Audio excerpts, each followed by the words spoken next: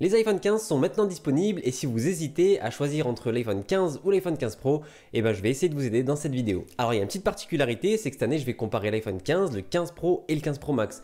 Pourquoi? Parce que le 15 Pro Max a une différence que le 15 Pro n'a pas et donc que le 15 normal n'a pas non plus. Déjà en termes de design, ces iPhones sont à peu près similaires, il n'y a que le matériau et les couleurs qui changent, donc ça va être surtout au niveau de vos préférences personnelles. L'iPhone 15 est en aluminium, c'est donc un châssis qu'on connaît depuis très longtemps maintenant, présent sur les iPhone 7, 8, 10R, 11, 12, etc. Mais cette année, les versions Pro évoluent et passent de l'acier inoxydable au titane. En termes de taille, les 15 et 15 Pro sont identiques. Un petit détail quand même, c'est que vu que le 15 Pro a des bords légèrement plus fins au niveau de l'écran et qui conserve la même taille d'écran que le 15 classique, il est légèrement plus petit, de l'ordre d'1 mm. Cette année, c'est donc pas forcément le design qui va vous aider à choisir, parce qu'entre le titane et l'aluminium, on a deux rendus qui sont pas très différents les uns des autres. Ça change de ce qu'on pouvait avoir entre l'acier inoxydable qui lui avait un rendu beaucoup plus brillant, mais c'est donc au niveau des fonctionnalités que tout va se jouer. On commence avec l'un des changements les plus notables qu'on peut observer sur l'iPhone, la disparition du bouton silence. Le bouton silence ou sonnerie ou comme vous voulez l'appeler, c'est la petite languette qu'on avait sur le côté qui nous permettait de switcher entre le mode vibreur ou le mode silence et le mode sonnerie. C'est un bouton qui existe depuis le premier iPhone et qui était même disponible sur certains iPads à l'époque. Très pratique et surtout très tentant pour s'amuser avec quand il est dans notre poche, on peut tout de suite savoir si on est en silencieux ou en sonnerie pendant un cours ou une réunion par exemple. Cette année sur l'iPhone 15 Pro c'est terminé. Alors on a toujours un bouton mais cette fois-ci ce n'est plus un bouton qu'on peut switcher, c'est plutôt un bouton sur lequel on peut appuyer. Il va être personnalisable et va donc permettre de choisir différentes actions possibles. On va donc pouvoir conserver l'action silence ou sonnerie.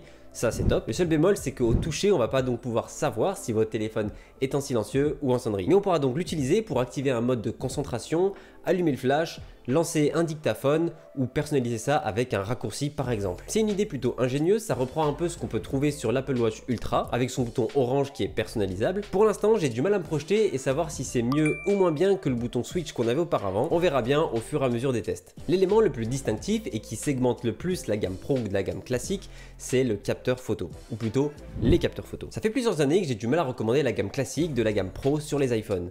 Tout simplement parce que l'iPhone classique n'avait jamais de capteur x2. Alors oui, il possède un grand angle, mais le grand angle c'est très pratique en vidéo, mais un peu moins bien en photo. Malgré ces deux capteurs, l'iPhone classique avec son grand angle et son ultra grand angle reste très polyvalent et a un rendu sublime en vidéo. Pourtant, si on est amateur un minimum de photos, et je parle des photos réalisées avec l'application caméra et pas sur Snap, il est forcé de constater que la zoom x2 manque vraiment à l'appel. Alors cette année, on retrouve toujours un capteur grand angle et ultra grand angle sur l'iPhone, mais il y a une subtilité. Rappelez-vous, l'année dernière sur l'iPhone 14 Pro, Apple avait présenté un capteur 48 mégapixels qui permettait de faire donc du zoom x2 en croppant dans l'image. Et bien cette année, ils l'ont ramené sur l'iPhone 15 classique et c'est une super nouvelle. Vous allez donc maintenant pouvoir faire du zoom x2 équivalent optique sans perte de qualité parce que l'iPhone va venir recadrer dans les 48 mégapixels et vous offrir une photo zoomée x2 en 12 mégapixels. Alors même si vous n'êtes pas un grand amateur de photos, croyez-moi, un zoom ça peut être très pratique lorsque vous faites des photos de paysage ou même par exemple lorsque vous êtes à un événement, que vous voulez zoomer sur une célébrité ou tout simplement regarder un détail de plus près. Cette année, on a donc 3 focales différentes grosso modo,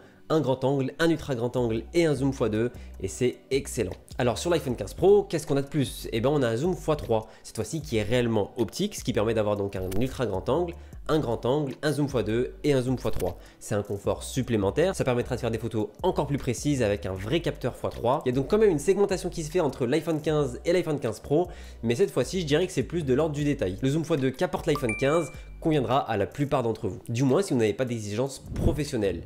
Je mets des guillemets parce que c'est pas vraiment pro, c'est toujours un plus d'avoir un zoom x3, mais c'est pas à mon avis essentiel. Et ça c'est mon point de vue. Alors par contre, j'en parlais en début de vidéo, Apple a décidé cette année de segmenter la gamme en 3 parties. L'iPhone 15, l'iPhone 15 Pro et l'iPhone 15 Pro Max. Alors je suis pas forcément fan de ce choix, mais Apple a décidé d'introduire un capteur x5 sur le 15 Pro Max uniquement. Ce choix il signifie que si vous êtes vraiment pointilleux sur la photo, vous serez obligé d'avoir un grand écran qui n'est pas forcément compatible avec vos mains pour utiliser ce zoom là. Alors si vous êtes fan des grands écrans, vous avez le choix entre un 15 Plus et un 15 Pro Max. Et dans ces cas-là, vous passez donc d'un zoom x2 à un zoom x5. Alors ce choix d'Apple n'empêche pas que le zoom x5 va être absolument excellent, mais je trouve ça dommage qu'Apple n'ait pas décidé d'inclure ce zoom x5 sur au moins le 15 Pro de taille normale. Si je dois donc vous aiguiller dans vos choix, si vous privilégiez vraiment la photo, ça sera vers un 15 Pro Max qu'il faudra s'orienter. Sinon, c'est à vous de voir entre un 15 classique et un 15 Pro, entre un zoom x2 ou x3, selon vos besoins. Passons ensuite à la nouveauté qui a fait couler beaucoup d'encre cette année, le passage à l'USB-C. Perso, je suis très content qu'Apple soit passé à l'USB-C pour uniformiser la charge de nos différents appareils. Vous pouvez donc charger votre Mac, votre iPad, votre iPhone et même vos nouveaux AirPods avec un seul et même câble. Par contre, nuance entre l'iPhone 15 et l'iPhone 15 Pro, cette fois-ci il y a une différence de vitesse en termes de transfert de données. Je dis bien en termes de transfert de données parce qu'en termes de vitesse de charge, ça sera absolument identique. Donc je pense que dans ce cas-là, ça va vraiment être réservé aux professionnels qui vont vouloir exporter des vidéos de leur iPhone vers leur Mac. Si vous n'êtes pas un professionnel, ne tenez juste pas compte du critère de l'USB-C. Voilà, tout simplement. Enfin, le dernier point qui différencie ces deux iPhones, ça sera la vitesse de rafraîchissement de la dalle. Alors certains vous diront qu'on ne pourra plus revenir en arrière une fois qu'on a goûté au 120 Hz. J'ai fait l'expérience et honnêtement, c'est plutôt gadget. Le 120 Hz c'est bien, c'est fluide, on a l'impression que tout va vite, mais une fois revenu au 60 Hz, au bout de quelques jours on s'y fait très vite, il n'y a pas vraiment de waouh quoi. Alors même s'il y aura toujours des gens pour vous dire ah non non non, moi je peux absolument pas revenir au 60 Hz, c'est faux. Alors c'est sûr, le 120 Hz c'est mieux, ce sera peut-être même l'avenir, mais ça ne doit pas être un critère de choix pour cet iPhone. Parce qu'au-delà de ça, ces iPhones partagent exactement le même écran, que ce soit en densité de pixels, en luminosité ou encore en contraste. Ils partagent également tous les deux la nouvelle Dynamic Island, donc plus de choix à faire de ce côté-là. Vous pourrez profiter de l'ensemble des nouveautés qu'elle a apportées l'année dernière avec l'iPhone 14 Pro, mais cette fois-ci, quel que soit l'iPhone que vous choisirez. Alors vous remarquerez que je ne compare pas l'iPhone 15 et l'iPhone 15 Plus, tout simplement parce qu'ils sont identiques. Il n'y a que la taille d'écran qui change, et ça, chacun son avis. Si vous aimez les grands écrans, l'iPhone 15 Plus sera fait pour vous. Si vous n'avez pas des mains de géant, prenez un iPhone 15 classique. Alors vous dites que j'ai peut-être aussi oublié de mentionner les différentes puces qu'il y a dans ces iPhones.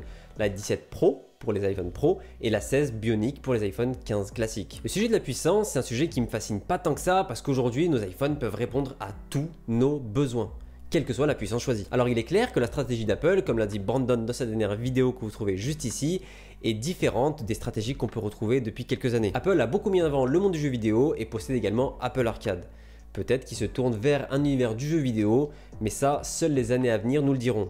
En attendant, si vous n'êtes pas fan de jeux vidéo sur mobile, ne prenez pas en compte la différence de puissance qu'il y a entre ces deux puces. La 16 Bionic pourra répondre à tous vos besoins. La seule différence qu'il pourrait y avoir, c'est dans quelques années si Apple décide de ne plus mettre à jour l'iPhone 15 et continuer à mettre à jour l'iPhone 15 Pro du fait de l'écart générationnel entre les deux gammes. Mais dans ces cas-là, si vous décidez de garder votre iPhone pas plus de 5 ans, voire même 6 ans, vous êtes tranquille parce qu'Apple continue à assurer les mises à jour pendant autant d'années. Alors évidemment, c'est bien de comparer ces gammes, mais si on ne compare pas le prix, c'est comme si on n'avait rien fait. L'iPhone 15 est disponible à partir de 969 € et l'iPhone 15 Pro à partir de 1229 €. L'iPhone 15 Pro Max est lui disponible à partir de 1479 €, mais attention avec 256 Go de stockage de base. Il y a donc un réel gap de prix entre ces différents iPhones.